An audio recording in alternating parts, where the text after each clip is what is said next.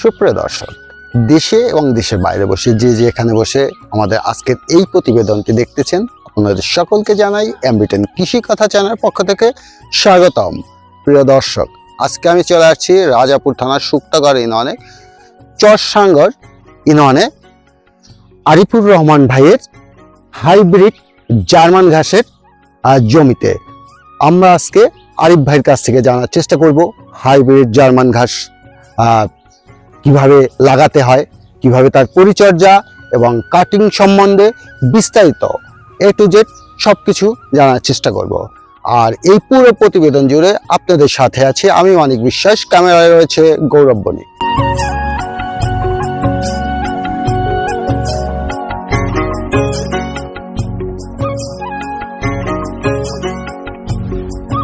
আরিফ ভাই, এমবিটেন কৃষি কথা চ্যানেলের পক্ষ থেকে আপনাকে স্বাগতম। কেমন আছেন আপনি? আলহামদুলিল্লাহ, আমি ভালো আছি। আপনাকেও ধন্যবাদ। আরিফ ভাই, আমরা আজকে চলে আসছি আপনার হাইব্রিড জার্মান যে ঘাস, যে ঘাসটা আসলে পানি ঘাস নামে সারা বাংলাদেশে পরিচিত। আমরা একটু সেই ঘাসটা সম্বন্ধে জানতে চাবো। আমরা শুনতে পেয়েছি যে আপনি জার্মান ঘাস আসলে রোপণ করেছেন এবং ব্যাপকভাবে আমরা দেখতে পেয়েছি যে এই একটা প্লট রয়েছে, আপনার পাশে একটা প্লট রয়েছে 5 বিঘার উপরে, পুরো 5 বিঘার উপরে জার্মান ঘাস, মানে পানির ঘাস যেটাকে বলে, একদম ডাইরেক্ট পানির ঘাস। সেই ঘাস সম্বন্ধে একটু জানবো। প্রথমে একটু জানতে চাবো যে পানির ঘাসটা আসলে চাষ পদ্ধতি, যে পানির ঘাসটা কিভাবে লাগানোর প্রসেসটা কি, মানে মাটিটা কিভাবে প্রসেস করতে হয়? হ্যাঁ, ধন্যবাদ দাদা। আমি প্রথমেই বলতে চাচ্ছি যে এই ঘাসটা আমি সর্বপ্রথম সংগ্রহ করি আমাদের আর রাজাপুর পাইলট স্কুলের একজন শিক্ষক এবং আমারই দাদা, সবাই তাকে হীরা স্যার নামে পরিচিত, আমির খসরু হীরা। তো তার অনুপ্রেরণা এবং তার কাছ থেকে আমি এইটা সংগ্রহ করছি এবং তার প্রসেস অনুযায়ী আমার এই গাছটা আসছে। আপনি দেখতে পাচ্ছেন যে এখানে এত সুন্দরভাবে যে হয়েছে।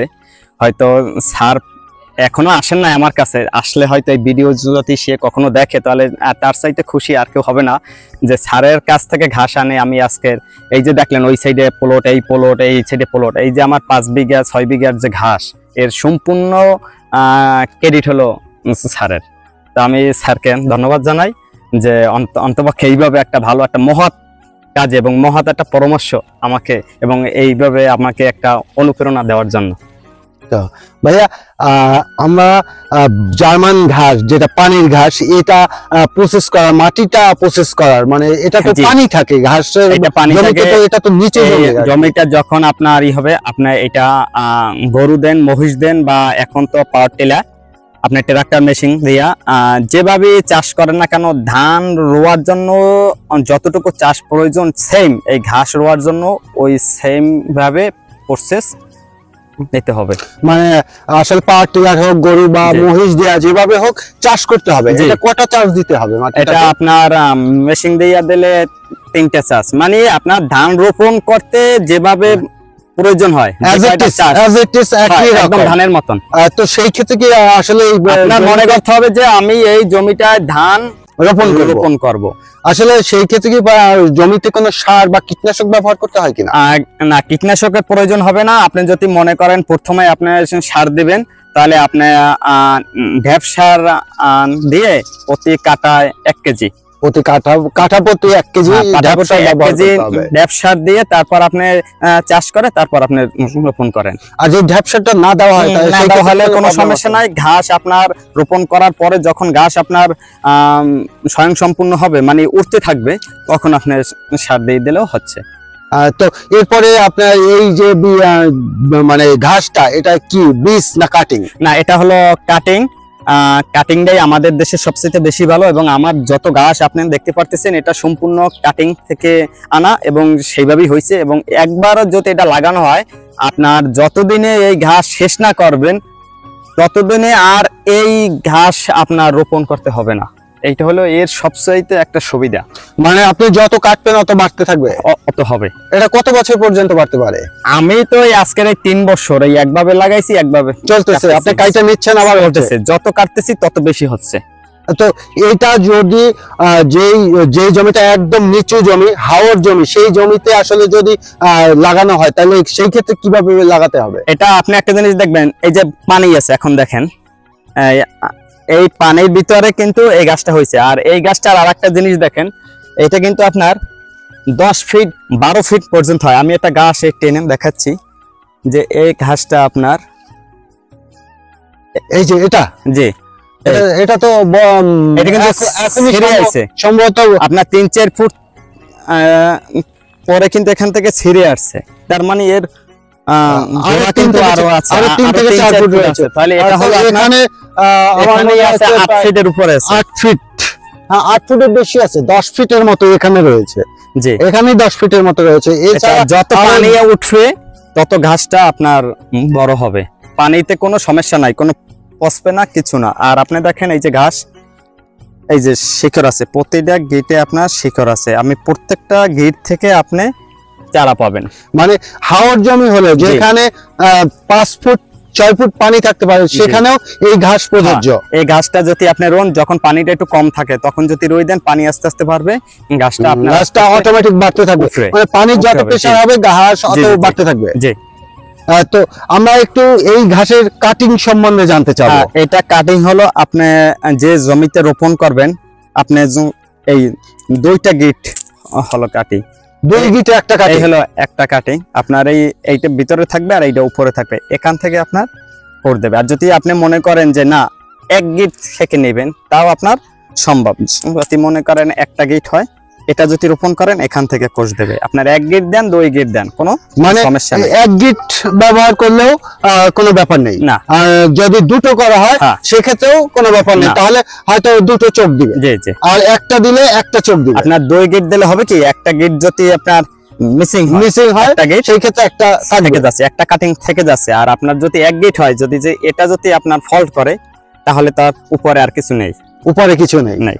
এর মানে দুটো গিট কাটিং হিসাবে দুটো গিট নিলেই মনে হয় বেশি ভালো হবে।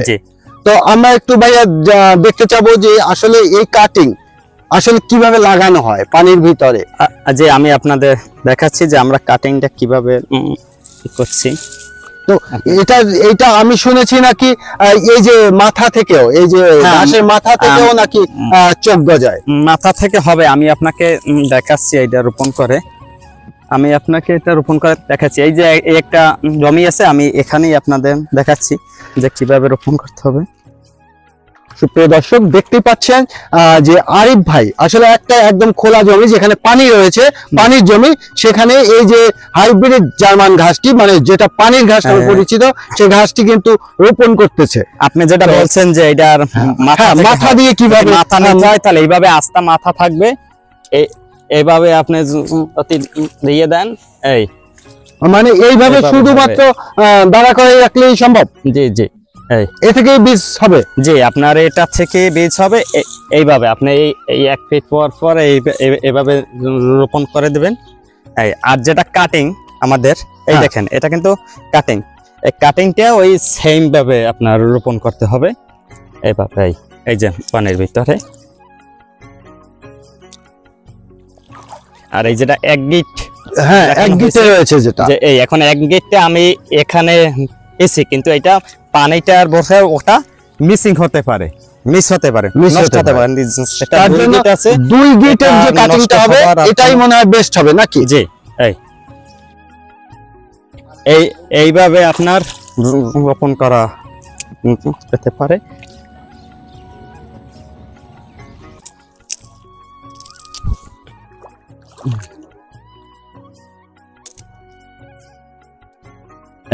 এটা আপনার এইভাবে রোপণ করেন। প্রিয় দর্শক, দেখতেই পাচ্ছেন আসলে এই যেটা হাইব্রিড জার্মান যে ঘাসটি কিভাবে রোপণ করতে হয়, আরিফ ভাই কিন্তু একদম প্র্যাকটিক্যাল আপনাদেরকে দেখিয়ে দিয়েছে।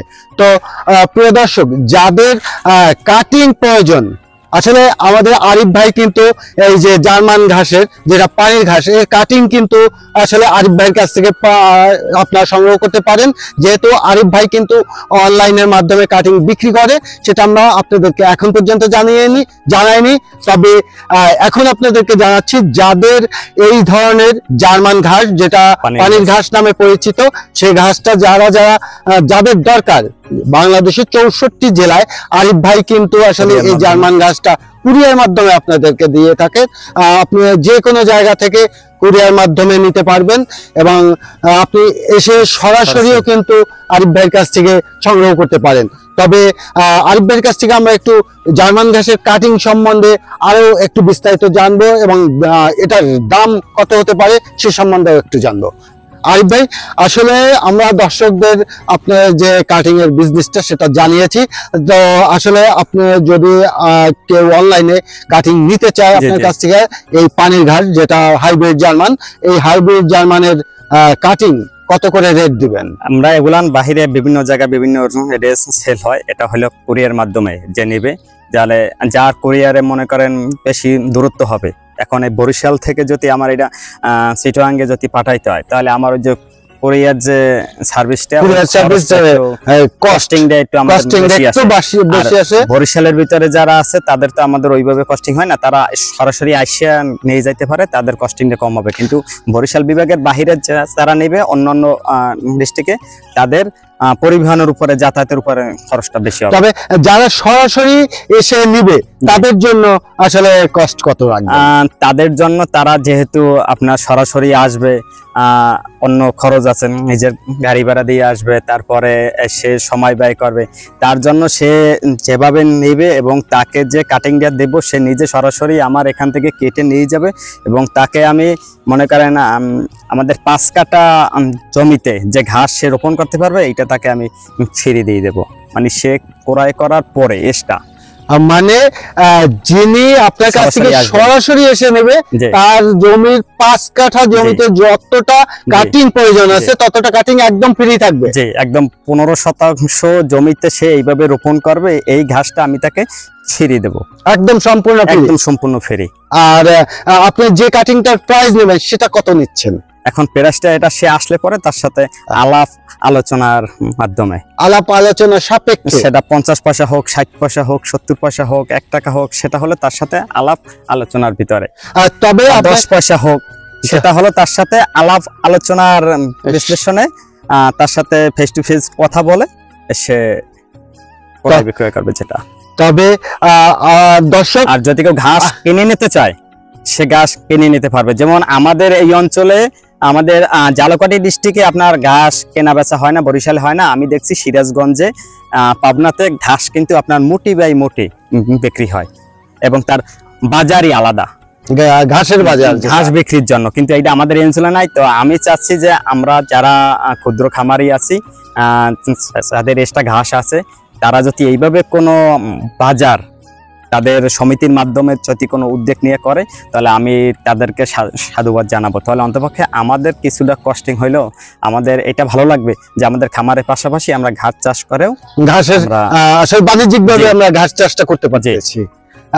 তো প্রিয় দর্শক, আরিফ ভাই কিন্তু বলেছে যারা আসলে আপনারা সরাসরি এসে আরিফ ভাইয়ের কাছ থেকে জার্মান ঘাস, পানির ঘাস যেটা, সেটা যারা কাটিং সংগ্রহ করতে চান, যারা সরাসরি আরিফ ভাইয়ের সাথে এসে দেখা করবেন, আরিফ ভাইয়ের জমিতে এসে, এই যে আরিফ ভাইয়ের জমি, এরকম পানির ঘাসের 3 থেকে 4টা প্লট রয়েছে আমরা দেখেছি।